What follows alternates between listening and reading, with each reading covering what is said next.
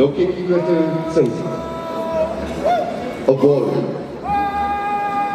Looking represents. This dance is a traditional form of dance showcasing bravery, strength, and martial spirit.